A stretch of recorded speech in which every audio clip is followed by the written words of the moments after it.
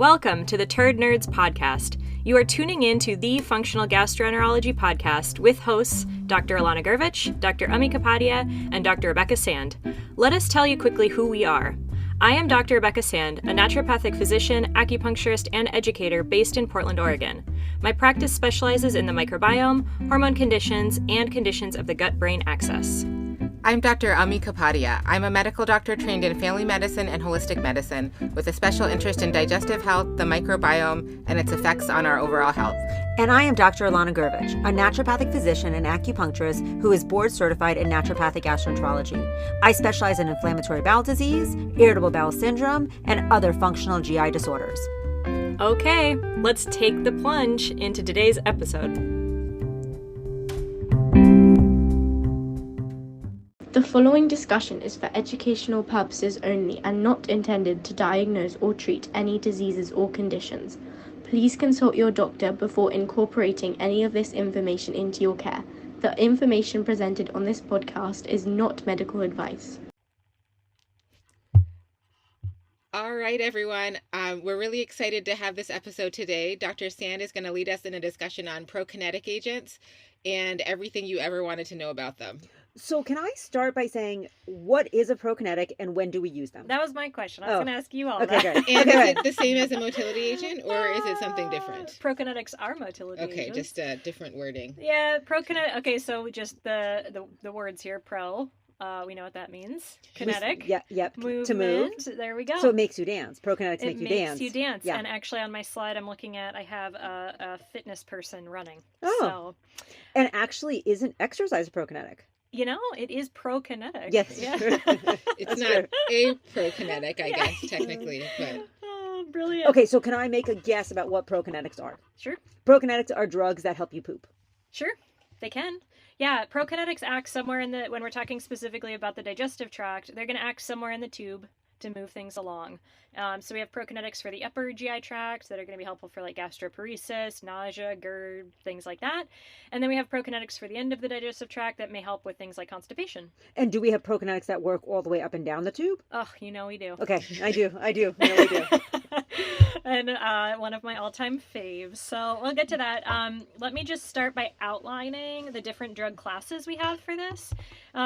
We have 6 main ones, although this is not in any way comprehensive. A lot of my data on prokinetics is centers around constipation because that is something I treat a lot, but we're going to dip into ones that are not specifically for constipation but help just move the tube along. So the main categories we've got are serotonin agonists. That is something that makes the serotonin go more. Mm-hmm. And we know that 90% or 92% of our serotonin is made in our GI. Totally. Got it? I love that. Makes the serotonin go more. Yeah, it's very medical. Yeah, don't get too Yeah, technical you're on us welcome. here because we'll lose people.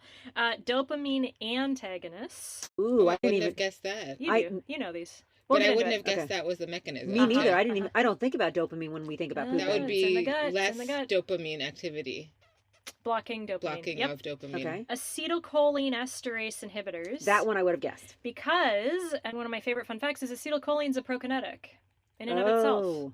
It acts in the gut. It's a neurotransmitter, and it is a prokinetic. So anything that's inhibiting acetylcholine's effect is going to be anti-prokinetic. So just listening, because I've never heard you give this talk before. Yep. I missed it when you were at the conference. Yeah. I'll forgive But you. I'm just like, everything that you just mentioned is about the brain. So I know that enterically, 90% go from the brain, from the gut to the brain. Yeah. I just am like, oh, these are all drugs that I think about for the brain. Uh-huh. Right, we don't typically talk about acetylcholine in the gut. No. But we know of good, maybe we know of good drugs that are Right.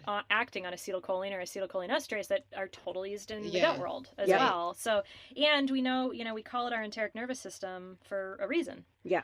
It's our second brain or whatever you want to call it, but a lot of these I think neurotransmitters. it's our first brain. Let's be honest, we're turd nerds I here. mean, yeah, we're a little biased. Yeah, but we're a little I'm biased. with you. Next group, macrolides.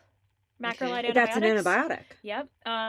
They are also motilin agonists. Motilin is a soft tissue, something in the smooth muscle that makes it go. Motilin, is a motilin receptor Yeah. that is initiates prokinetic movement. Is that all the whole macrolide class, or only the specific ones we're going to talk about that that's a we've good question. used? Okay. So some of them, we'll get into a little bit of it here, but I know there are macrolides that have no effect on motilin. Okay. At least in terms of like their prokinetic activity. So we'll talk about the ones that do.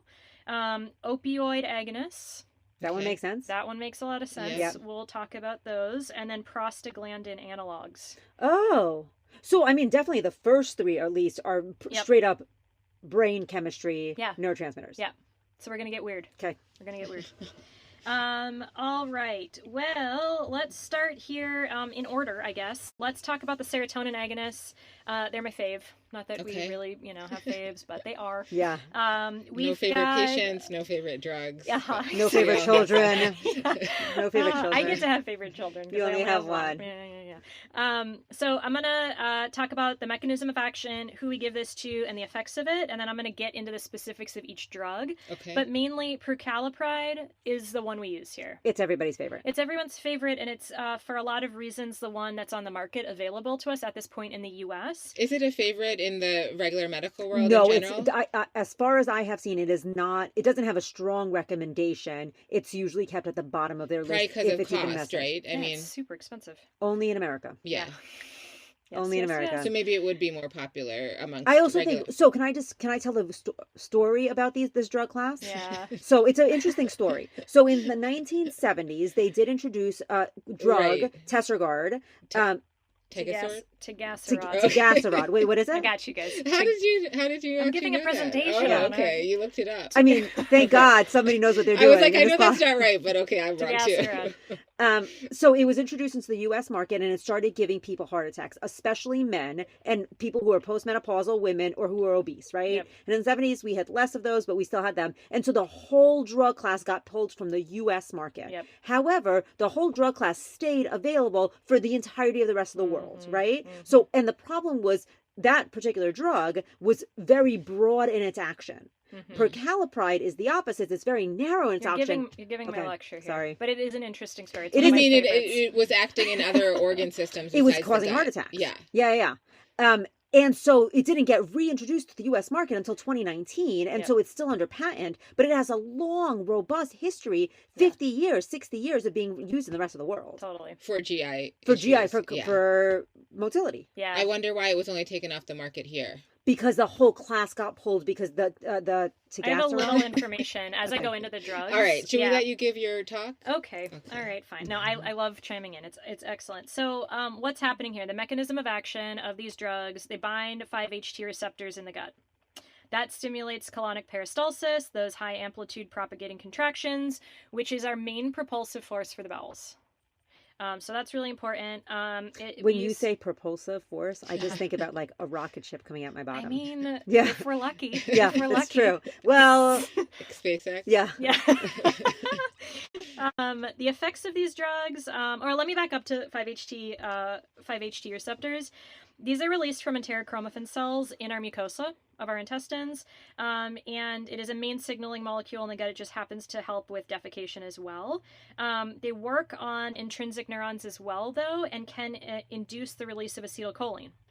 So that is how things like prucalopride can actually help with mucus secretion as well in the gut. So I never knew that it did that. Can we stop? Because I never knew that, and this is a drug that I know very well. Yep. So you're saying that the 5-HT receptor can also work in the gut, can upregulate the secretion of acetylcholine that comes out of the mucosa to like lubricate the mucosa. Via our neurons. Never knew that. Yep. So for that reason, we have anti-inflammatory effects in the gut. We've got nervous system regeneration or enhancement. We have studies on this, which is really cool for things like prucalopride. And they can improve bloating because they're not just acting in the colon. They're kind of like the whole way through the tube, that we get effects because that's where serotonin is active. Starting in the stomach?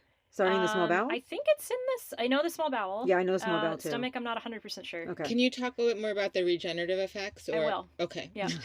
Should we let you give We're your very We're excited. way too We're very excited. excited about this drug. Yep. So we've got a couple drugs here. Among the newer generation, we've got prucalopride available. We have nonipride, mosapride, a couple like coming down the pipeline that we don't have available here yet. They're in studies. Hopefully they'll come. Older ones like cisabride and tegaserod. These work on other channels that mediate the repolarizing current in our heart. That's the heart attack and history. That's the problem. That induces cardiac action potential. And can you say that again? What do they do? Yep. It's the HERG or HERG channels, which mediates repolarizing currents in the cardiac action potential. Okay. They mess with our potassium too. So that's why we have issues. It affects the heart's beating. So the ones we'll talk about here are prucalopride, tegaserod, cisapride, and whether we can use those or not, but no, there are potentially more coming. So let's start with prucalopride, my favorite. So just another short story. Dr. Sand was my resident many moons ago, and I can remember she was like, I mean, there's nothing better. Like prucalopride, like fixes all constipation. I don't know if you'd heard of it. It was so. But none of my GIs also had heard of it. Yeah. I had to go crying to my personal GIs and be like, listen, I need some help. Why is no one giving me this drug? Yeah. And I honestly, 24 hours later, everything was fixed. They should hire me. They should hire you. Yeah. It doesn't work for everyone, and we need to, but be educated on this drug. So, yes, as you mentioned, Dr. Gurvich, it is a highly selective 5-HT4 agonist. And fun fact, it has 150-fold selectivity for gut receptors compared with cisapride. Okay, cisapride, what's that drug name? What's the brand? I've never prescribed it, so... Cisapride is Propulsid. I've never prescribed it either. I have not heard good things. Okay, great. Okay, that's probably why. Yeah. Yeah. So the dosing on this one is 2 milligrams a day, but we have a lot of room. That's for constipation. It's approved for chronic idiopathic constipation only. We're back to prucalopride. Yeah, we're back to prucalopride. I'm going to go through the other ones here. But I want to start with this one because it's the one where most of us were going to be using in this class of drugs. So 2 milligrams is generally what's recommended. We have 1 milligram available that's reserved for folks with renal impairment. And a lot of us know we can do 0.25 milligrams with this. It's just hard to cut it. It's hard to cut it unless you get that 1 milligram pill, but totally. And, we can work our way up. I personally find the lower dosing works better for like just bloating. If you really need to move the bowels and help people have bowel movements, I'm using 4 milligrams. They have studies up to 8 and 10. So I definitely read the studies that were put out by Mass Clinic in Cedars-Sinai, Los Angeles. In the studies, they did look at both 2 and 4 milligram doses. But the recommendations have not kept up with the data that's out there. So mainly recommendations are 2 milligrams. But that seems to work for a good amount of people. Totally. It's too strong for some people. Right. I mean, you don't usually need to do more than that. Maybe if they're on opiates or something. And just a reminder, this is useful for like an idiopathic constipation or a functional constipation. It's not useful for like outlet dysfunction constipation. If Like this is going to be used if there's something wrong with motility. Do you want to talk a little bit more about those 3 different types of constipation? I mean, do you have 2 to 3 hours? Like a very basic 101. I will say in this talk that I gave, the first 20 minutes was differentiating between the types of constipation because a lot of our laxatives are not going to work if it's a subtype actually of chronic idiopathic constipation that's pelvic floor dysfunction. We should just do that as an episode. We can have a follow-up. I think you should just give a one-on-one for 101. Okay, so 101. For those 3 real quick. Great. Functional constipation. There's something wrong with the function, so you can't properly eliminate. It's a tube issue. Idiopathic constipation, they don't know what the problem is, but it's something that's wrong with the stool coming out, and they've ruled out outlet constipation, which is generally outlet constipation comes down because there's a pelvic floor dysfunction, so the pelvic floor doesn't know how to engage to fully defecate. Isn't functional then a subtype of idiopathic? If I can chime in here, functional constipation is also known as chronic idiopathic constipation. Okay. And there that makes more sense to me. 3 subgroups. Okay. There's normal transit, which is the diagnosis of exclusion, slow transit, and then the pelvic floor dysfunction, or all of our defecatory disorders. Okay, so we definitely need a whole episode on this, but I just thought, I feel like people need to know a little bit about. Totally, yeah. And, our constipation talk is awesome, but I think maybe we can update it. Our constipation talk 2 years in is still more than double our most popular podcast. Nerds, are you having trouble pooping? Yeah, because everybody in this room is with you. Yeah. You're not alone. You're not alone. Okay, so let's talk about the pros of prucalopride here. Everything. And then you're going to talk about potential drug interactions, especially because of the serotonin effect. Fixes life. Sure. Fixes everything you ever had wrong with you. Yeah, no, it makes you happy and fall in love. Yeah. It improves bloating. It may enhance cognition. We do have some studies on this. Oh. And it in general, the way I talk about it with my patients is it can cause things mood-wise. We have data on it enhancing cognition, which is weird and bizarre, but it Small also data or big but it data? does affect it affects serotonin, so it's not that weird and bizarre. Exactly. Right? And I do think if you're defecating, you're not getting the brain fog from recycling. Recirculating endotoxin and various. Totally. Yeah. It's very specific to our gut serotonin receptors, so it's not. We don't think it's directly acting in the brain, but there's a connection. Brain, yeah. I don't know if you've heard, but there's a connection between the gut and I the didn't brain. hear. Yeah. It's breaking got news news. for you. Yeah. So adverse effects on this one: over 10% of people are going to get abdominal pain, nausea, diarrhea, and headache. 2 to 10% bloating, vomiting, nausea, dizziness, fatigue is part of that. And then you really have to caution your patients around suicidal ideation and depression.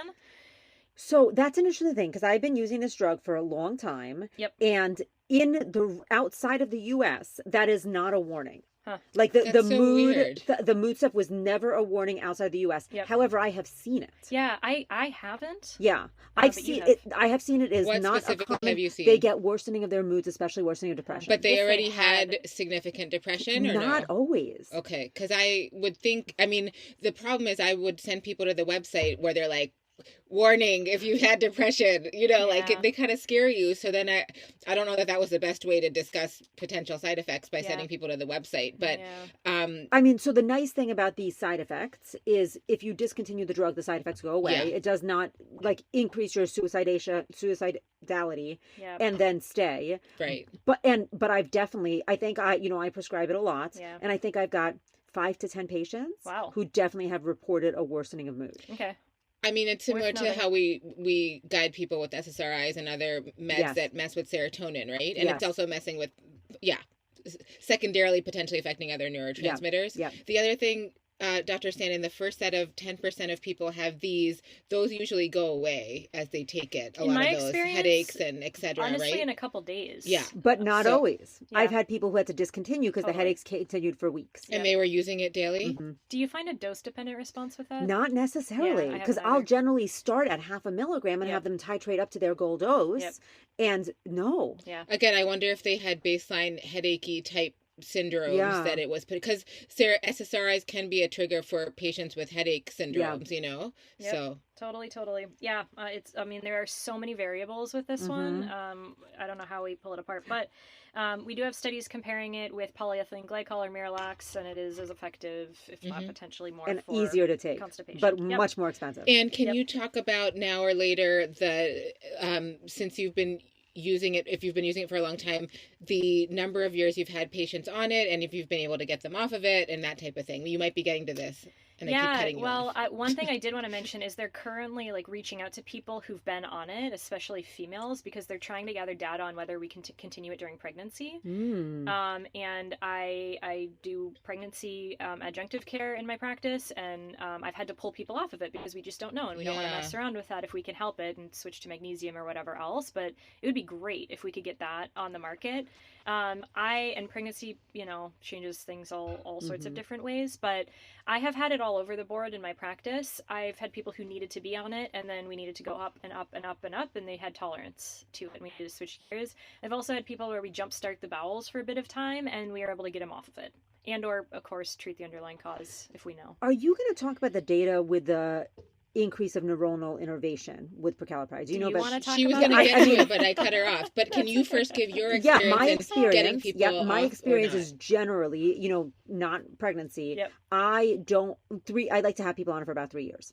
I have seen at the 3-year mark that sometimes it can re-jumpstart the bowels enough, not across the board. I'm going to say for like 35 to 40% of people, after 3 years, I can discontinue and they can still continue to have spontaneous bowel movements. That leaves a huge amount that doesn't do that, and you need to keep it on for longer. But I've also definitely seen it re-jumpstart the bowels. Is your baseline to just have them do it for a couple years if they're tolerating it, just because they've had this issue forever, and then that way, because we don't know why they're okay after those years. Is it from the medicine? Is it because you bought yourself 3 years to work on everything else? Which is a really good point, because it's never anything that I do in isolation. Yeah, it's not like you're like, see you in 3 years. Yeah, no. I will say though that, I don't want to talk about my personal experience too much, but that's exactly what happened to me too. So, it's totally a thing, and we have data. It's so variable. 3 though. It's years, really hard Dr. to Sand? say.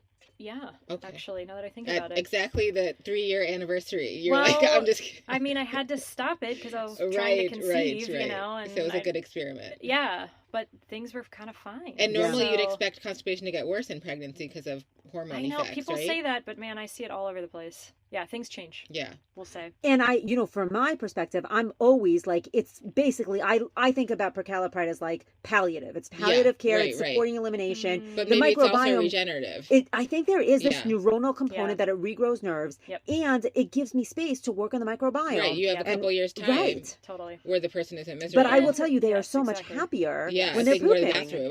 Who doesn't? Yeah. And like, that feeling of like wrestling out your poop on a daily basis, like it's just so terrible. It's terrible. And then things ferment in the colon and you get more inflammation. It's just it's not a good thing. So that's prucalopride. I want to just touch on tegaserod, which is Zelnorm. And cisapride, which is Propulsid. So tegaseride's gone. Oh, they keep on pulling it and putting it back. Pulling it and putting it back. The way I present this is sort of like a sorted past here with this one. It was taken off the market in 2007, as you said, due to these 2007. concerns. I said 1970. I was off by quite a few decades. May have been something then as well. 4 decades. Due to concerns for the heart attack and stroke thing. They did a follow-up study on this with 18,000 patients who had the adverse cardiac events in 0.11% in tegaserod versus 0.01% in placebo. Okay, so not all terrible. affected individuals had pre-existing cardiovascular risk or disease, and then they did a repeat cohort study on this showing no cardiovascular risk. In 2019, they did reintroduce it specifically for IBS-C in women aged 65 or younger. Yep. And idiopathic constipation, interestingly, in women 55 and younger. And that, I think, is because IBS-C is a little peskier to treat because it has that pain component. And effective June 30th, 2022, officially discontinued. It did not have a long run at all. No. Zelnorm in its 6 milligram tablets are no longer produced. And the statement from Zelnorm, which I think is very interesting, is, quote, "Please know that this decision was not made lightly, nor was it based on product efficacy, safety, or because of an imposed recall. Our decision to remove it from the market is strictly a business decision." So I can just remember that the drug rep, it was made by Alpha Sigma, right? I think that's the drug company, because they also make VSL and they have like a bunch of like methylfolate, which is a probiotic that's been studied in pouchitis. So Alpha Sigma, and she was like this beautiful woman who would come in and visit me, and the drug reps, like they're like bubbly and she was like super trying to convince me that there was no safety issues, but it like had such a burden behind it that it was impossible for her to move the drug. Yep. It was impossible for her to move the drug. It's sort of like the 30-year history of whatever of HRT. Yes. Oh my God. That's still, I feel like. I just got on my medical news feed. Yeah. They just put out an article saying we are still mistreating women and not treating their vasomotor symptoms. Women are dying. Because of the terrible research with a ridiculously bad data set. But people are still coming out with like, oh, we shouldn't prescribe because of WHI. Like I still see new publications about that. Yep. But I am attending a very conventional menopause series, and I think they are going to I'll be curious to see their view on HRT. I think it's quite positive. It's pretty clear. I mean, all the resources. All of the resources are very clear. Right. It's just people who haven't updated themselves on the data, which is hard to do. The older you get, the nicer it is to live in your data set. And like you're. Did you come people. up with that? Is it good? Is it good? Yeah. Oh, I'm going to use it. Oh, score. Okay. So I want to talk about cisapride. This one is available. It's a bummer that it's not really as available because it had a lot of promise for patients, especially for these colonic motility disorders, because it's a 5-HT4 agonist and a 5-HT3 antagonist, which both in turn helped with the propulsive force. It also, like prucalopride, promotes the release of acetylcholine with the enteric nervous system. So from a couple different angles, this one was really helping. But it had some little issues with cardiac arrhythmias and deaths. Just little. Just tiny little ones. So it's still available, but you need to call 1-800-JANSEN and get approved. They have specific eligibility criteria. You really want to be doing like a 12 lead EKG and whatnot prior to giving this one, but you still can get it, just terms and conditions apply. Is there any reason you would want to give that? What benefit does that have over prucalopride outside of potential the cost? 5-HT3 aspect. But clinically, has that difference this one has, as far as I know, a little bit more data for like GERD and upper GI dysmotility disorders, and I don't know if that's just where these studies were done. Or where these receptors exist. Okay. So I remember sitting in at a conference way back when with a bunch of like really, really old gastros, and they were like, oh, cisapride. They liked it. They loved it. They loved it, Yeah. but they were like, it's just not worth it because the risk is so high. So you have to be kind of desperate. I would love to go through our dopamine antagonists. Let's do dopamine antagonists, and then we'll move on to the next one. Yeah, these are metoclopramide and domperidone. Okay. And so it's very hard for me to see that generic. That's the main one that in my training, we use that all the time. Yeah. And Motilum. Right. Reglan, the first one, it's hard to say the generic name. Yeah. I have a patient story when we're ready to talk about it. It's been around for a long time. Maybe that one's been around since the 70s at least. For sure. Yep. So both of these drugs are dopamine antagonists and cholinergic agonists. So again, a lot of these prokinetics are going to have some kind of... Dopamine antagonist shuts the dopamine down, and cholinergic agonist upregulates acetylcholine. You got it. But the other one we talked about was a dopamine agonist, right? No, I think they're all antagonists. Was it antagonist? The other one as well? Class. Okay. Yep. Okay. But and just as mechanisms as part of one of the other drugs, was that also antagonist?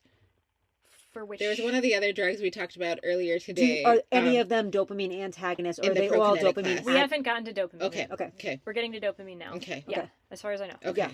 So these block type 2 dopamine receptors. They're used for especially upper GI conditions. They're not going to do a whole ton for lower GI, although if we get the tube moving, if it's stalled somewhere, it can help the whole thing. And they increase intestinal motility, and we can expect them to reduce nausea, vomiting, and GERD. So our first one here is metoclopramide or Reglan. This one uniquely blocks dopamine type 2 and 5-HT3 receptors. So getting into some of that cisapride benefit, we use it for GERD, gastroparesis, diabetic gastroparesis, nausea, and vomiting. Dosing's kind of all over the place for this one. Generally, it's 4 times a day if you're giving it as a pill, but you can do oral, IM, or intranasal. Intranasal? Yep. Huh. And it has quite a few adverse effects and risks, not least of which is the black box tardive dyskinesia. Which is irreversible. Yeah. I think so. Yeah, I don't know, actually. I think it is too. I looked. Oh, yep, I have it right here. Possible irreversible tardive dyskinesia on my slide. Yes, way to pull something out of my memory. Also, it can lower our seizure threshold. So really got to be cautious in those folks. This one crosses the blood-brain barrier, which is part of what that is. And it works really well if we need it. You know, you really need to weigh the pros and cons of this. 2 fun facts about this one, and then do you have a case? I have a case, yeah. I'm sure you have a case about this one. Diphenhydramine, Benadryl, and hydroxyzine can actually be used to antagonize the dopaminergic toxicity.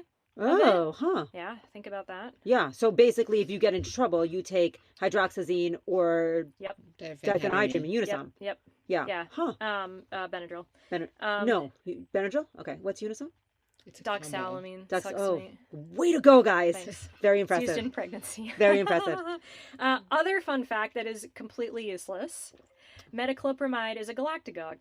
Oh, no, it's not completely useless. That is absolutely... I have a whole string of patients that will try to not get this drug from Canada just to help them lactate. You can't give it to people who are lactating. It's like very associated with depression and postpartum, like terrible outcomes. Yeah. So you're just telling us a side effect of it. It's just a fun I fact. am telling you that lots of women do not know about that because they are looking, they are so desperate to produce milk. Yeah, well, you really got to watch out for maternal depression and tardive dyskinesia in those folks. but it totally is a galactic. So you guys And want I my do not also- recommend using it in it's that also scenario. isn't it also used for headache or headaches, migraines, and pregnancy? Not that I've heard of, I don't but do I can't pregnancy. remember. It's been a long time since think it I've done is. prenatal care, so you could definitely be right. Yeah, I was I surprised. have to more learn that. faith in you with Yeah. prenatal as I do Well, with me Well, in let's prenatal fact care. check that one, but I think it is. Yeah, so that's that one. Let's move on to dumperidone. No. Oh, Oh yeah, no. Let me tell my Reglan story. Okay, Let me tell my Reglan story. Okay, so I had a patient who had very, very severe. It actually turns out she had very severe endometriosis. Yep. Really stage 4, grade 4 endometriosis. Had a really intense surgery to resect. And then she ended up going to this very, very old gastroenterologist. Like, probably should be retiring, like in the 70s. And he was like, "It sounds very clearly like you have gastroparesis. We can run a gastric emptying study. They're grossly inaccurate and they often miss like 70% of gastroparesis patients. Yeah. I just think there's no better treatment than to use Reglan." Yeah. And she looked at the side effects and she was like, "Really?" And he goes, "I've been doing this forever. It's a very safe drug. Like people who do bad, it's very small." Does this end poorly? It doesn't. Okay. It's a very small subset, and she's seeing me, so I'm a naturopath. She doesn't love drugs, and I get on the phone with him. He's like, "No, it's really useful." He talked to you on the phone? Mhm, yeah, for a long time. That's He was like nice. an old guy. That's Oh. great. And so he likes to talk for a long time. Yeah. I mean, Old guys, they do that. So basically she decided to start Reglan. And then something happened and she really discontinued care with him. And she ended up going to see a different gastroenterologist who was probably like 30 years his senior. Yeah. I mean, his junior. And she was like, "He put you on Reglan? Like, nobody uses Reglan. Like, we Yeah. understand how terribly Dangerous. aggressive this drug is. Yeah. It's crazy Did that it work? Not really. Oh, I mean, bummer. we used to use it all the time. Yeah. But I it's think in his changed. But now we have day better and ones. age, Yeah. we used to use it all the time. But Yeah. it was just It very was, like, the only interesting thing to me that for we- like to hear this perspective of like, no, it's completely safe. Yeah. And then it wasn't. It was like Yeah, in but the she was past. fine. Yeah. Luckily nothing happened with her. She didn't have any bad side effects. Yeah. She also didn't have any efficacy. Yeah. Yeah. That's the problem. Yeah, but I think it was cheap. Yeah. Okay, so last drug. Yep, for today. And this is not the end of our Prokinetics. This is just the End of part 1. Yep, end of part 1. The first 2 classes we're covering. So domperidone or motilum.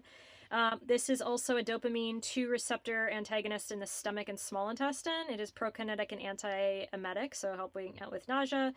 And this one is investigational only right now, so you need to meet certain criteria to be able to get it. Significant drug interactions with this one. The risk with this, unlike metoclopramide, it doesn't have any adverse effects on the neurological system because it does cross the blood-brain barrier, but not nearly to the degree of metoclopramide. But it does have the QT prolongation and sudden cardiac death risk, which is like, we don't wanna, And you said it's an small potatoes. experimental. It's considered an investigational drug at this point. You have to get it out of Texas. Oh, I Yeah. didn't know that. Yeah. There's one clinical trial that's been running for years in Texas. Yeah. Weird. So, nausea, vomiting, gastritis, or they can use it for gastritis, but nausea, vomiting from Parkinson's meds. Oh. So the dopamine thing is one realm Huh. Interesting. that they're using it for. Yeah. So that's dopamine. We still have a couple classes to cover here together. We've covered 2 of the Can I 6, recap our 2? But yeah. Let's do that. So my recap on our 2 is there's the 5-HT serotonin agonist class. Yep. That involves prucalopride, tegaserod, yep. and Cisapride. And more are Cisapride coming. and tegaseride nobody really uses anymore. Yep. Prucalopride we love in this room that we happen to be sitting in. It has relatively good safety. It has good efficacy for idiopathic constipation. That's the only thing it's approved for in its use. And basically it works on the 5-HT4 receptors, and it also pushes the acetylcholine lubrication of the mucosa. Sure. And potential regenerative effects that are still being studied, but seem to be helping over the long term. And we have definitely in this room seen people use it for a short amount of time. 3 years happens to be my minimum. And then they are allowed to have spontaneous, or they're not allowed to have, they then have. They're now permitted. They then can have spontaneous bowel movements without any kind of support. And sometimes they don't, but sometimes they do. Yep, totally. Are you going to do the second class? Dopamine. You want to do dopamine? So dopamine. So we mostly talked about the one that I have trouble saying the generic version of. Yep. So I'm gonna Metoclopramide. Metoclopramide. You would think I would have figured it out. Yep. I am a good speller. Or but Reglan. It's a long one. Are you? I was in local spelling bees, but I didn't make it to. I'm the worst speller. I know. Millennial. I am the worst. I'm definitely speller. both. I'm better than Alana. I haven't seen Dr. Sand's spelling. Oh, I'm repeatedly. so bad. Oh, Actually, I'm a very good speller. in this presentation I gave, I checked it probably 7 times. I had Brooke check it, and afterwards, the one comment I got like directly after was, "You sure had a lot of typos." I was like, I will just say, looking at this presentation, it is aesthetically no, beautiful. it looks like an amazing that I can do. presentation. I can make things look pretty. Can't spell for beans. Spelling and typing. I can't even make things look pretty. So good job. Yeah. Okay, so this, I mean, this drug's been around forever. We used to use it a ton. It's not used as much anymore, but it can still be helpful in various situations, particularly gastroparesis and other upper GI motility related issues. That's the main one that's available. There's an investigational one that we're not really using unless you're in this longer trial. It is definitely still used for very, very recalcitrant metoclopramide gastroparesis. Yeah. No, domperidone. Oh, okay. Yeah, through that trial. Okay. But if you have failed everything else, gastroparesis feels so terrible, they will put you through on this drug. Yep. Yeah. Great. Okay. Oh, great episode, guys. Thank you, Dr. Sand. Yep. Okay, bye. If you like this episode, please subscribe and don't forget to rate and review us to help spread the turd nerd word. Thanks for joining us today. Stay tuned. We release episodes every 2 weeks.